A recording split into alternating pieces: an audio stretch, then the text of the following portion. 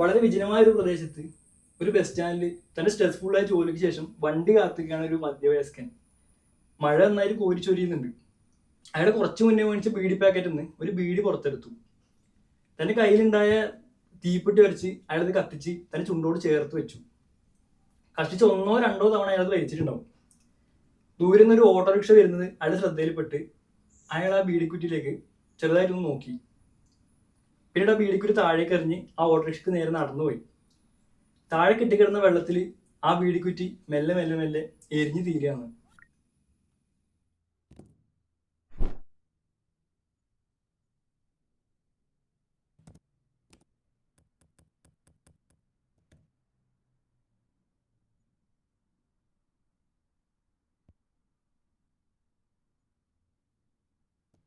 ഒരു പഴയ ഫിലിം റോളിൽ മറിഞ്ഞിരിക്കുന്ന ഫോട്ടോഗ്രാഫ് പോലെയാണിത്.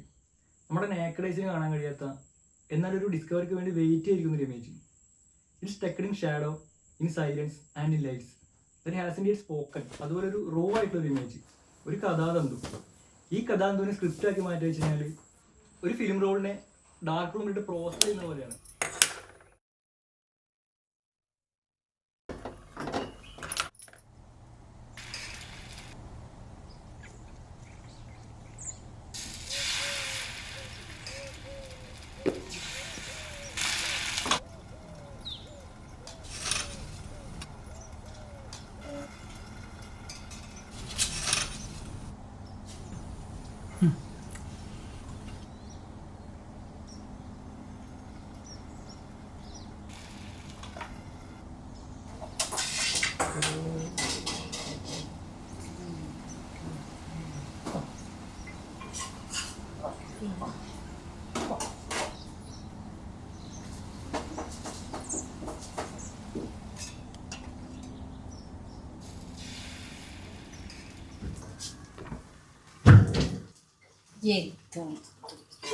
എന്റെ അമ്മ എപ്പോഴും ദോശ തന്നെയാ. ഒന്ന് മാറ്റി പിടിച്ചൂടെ?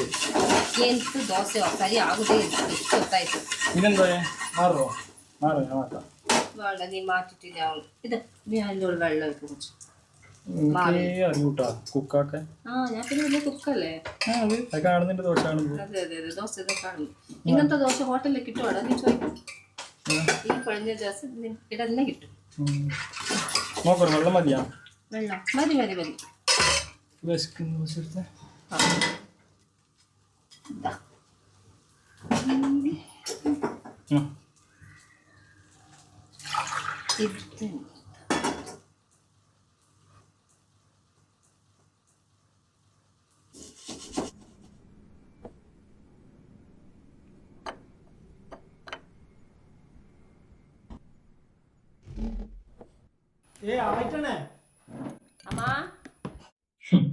ഈടെ കൊറേ ആളുണ്ട്. രാവിലെ എണീച്ചോട്ട് പോണെന്നെ. അതിന് അമ്മേനെ സഹായിക്കാം. ഏടാ ഈ ദോശയിലും കണ്ടോ? ഇത് അമ്മ അവിടെ നാട്ടിൽ കഷ്ടപ്പെടുമ്പോ ഞാനാ പോലും സഹായിച്ചു. ഉച്ചക്കാ ഞാൻ രാവിലെ എണീക്കാനും നീ കാണാത്തോണ്ടല്ലേ. പിന്നെ തിങ്കിങ് പ്രോസസ് എല്ലാകുമ്പോ കുറച്ച് ലേറ്റാണ്. അത്രയും ഏത് നേരം രണ്ടാളും ഇതൊന്ന് തിന്നട്ടാ.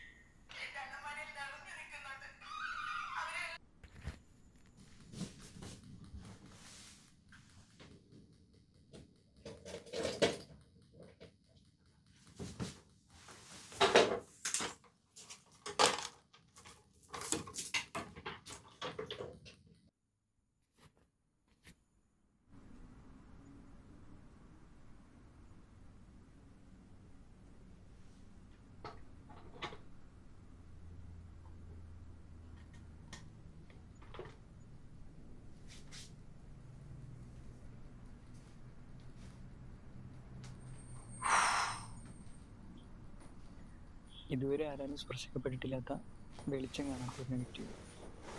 ഇതുവരെ ആരാനും സ്പർശിക്കപ്പെട്ടില്ലാത്ത വെളിച്ചം കാണാത്ത ഒരു നെഗറ്റീവ്. അതിൽ സ്ഥലകാലങ്ങൾ നേരിയ നിഴല് പോലെ ലയിച്ചു ചേർക്കപ്പെട്ടിരിക്കുന്നു. അതിൽ സ്ഥലകാലങ്ങൾ നേരിയ നിഴല് പോലെ ലയിച്ചു ചേർക്കപ്പെട്ടിരിക്കുന്നു.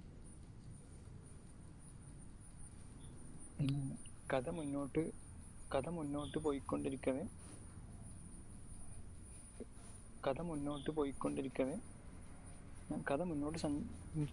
സഞ്ചരിക്കവേ അതിലെ സംഭാഷണങ്ങളും സംഭവങ്ങളും ആസ്വാദകനെ പുതിയൊരു ലോകത്തേക്ക്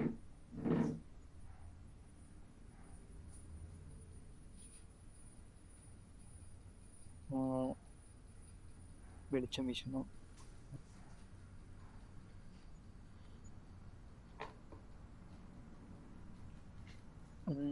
അങ്ങനെയാണ് വെള്ളപ്പൊക്കത്തെ വീണ്ടെടുക്കുന്ന നായ അതിൻ്റെ നിസ്സഹായതയിലൂടെ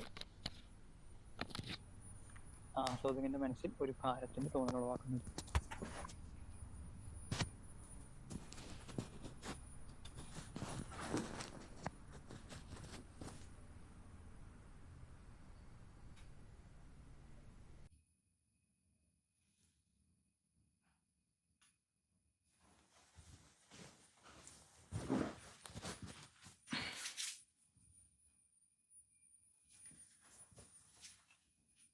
ഇതുവരെ ആരാലും സ്പർശിക്കപ്പെടാത്ത വെളിച്ചം കാണാത്ത ഒരു നെഗറ്റീവ്.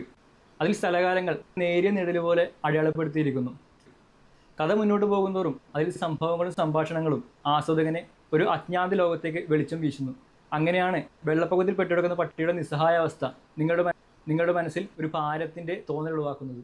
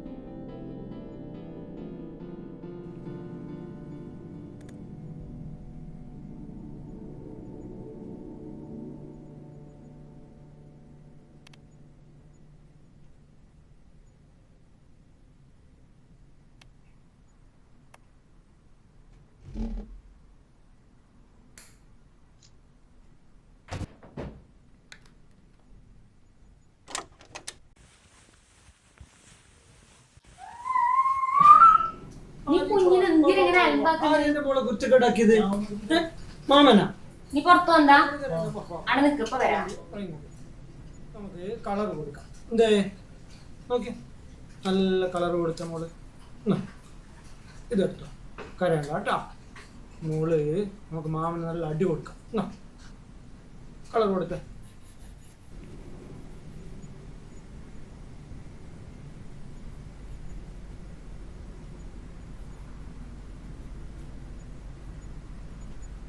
പുറത്തേക്ക് പോലെ മോളെ, പുറത്ത് പോലെ.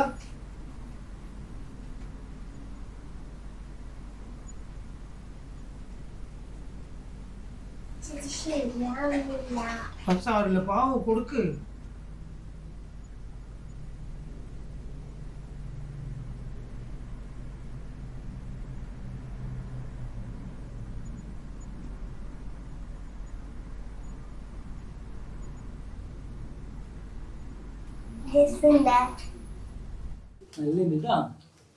എടാ ഇതിലെല്ലാം മേടിച്ചോ. പിന്നെ കുഞ്ഞിക്ക് ഒരു പാക്കറ്റ് ബിസ്ക്കറ്റ് മേടിക്കണം കേട്ടോ. നമ്മളെ പോയിട്ടാ